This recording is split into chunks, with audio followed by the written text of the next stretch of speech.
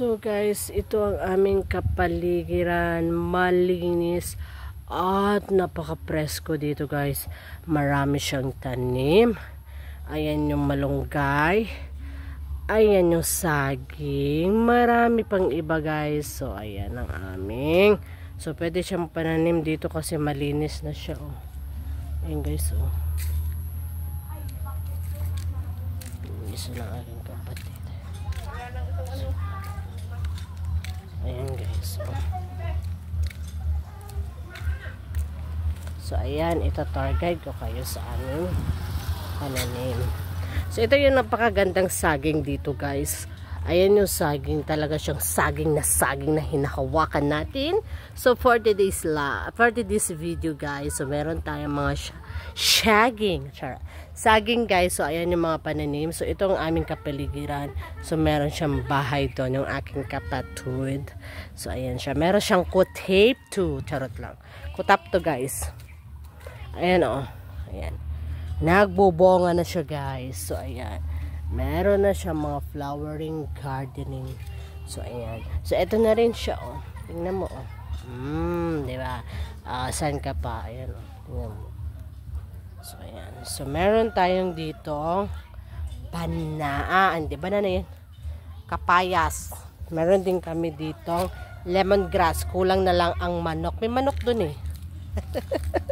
So ito yung saging, ito yung kapayas namin guys. Nakawawa na talaga siya guys, sinira na talaga ng mga bata guys. Oh, Diyos ko Lord. So ayan ang buhay namin dito sa probinsya. So meron pa dun guys, tingnan nyo lang naman ang aming pamumuhay dito. So meron nagbebenta dun ng barbecue. Punta lang kayo kay Champoy dito sa aming Kanugan. Meron dong barbecue guys, barbecue. Alright, so masarap yan guys kasi ilang beses na akong nagbili niyan. Amoy salong ba? Amoy salong. Ang bango niya guys. Salong-salungin natin guys, sarot lang. So ayan ang aming, di ba, napakalinis ang aming mga tanawin. Meron talaga kami sariling lagayan ng basura. Yan, I hope that really appreciate guys. So ayan ang aming view dito sa aming probinsya. At ito naman ang pinakamaliit ko na store ni Niray. So ayan. So here we go. So ayan lang guys, yung papakita natin sa inyo kung ano nangyayari dito sa aking buhay dito sa probinsya.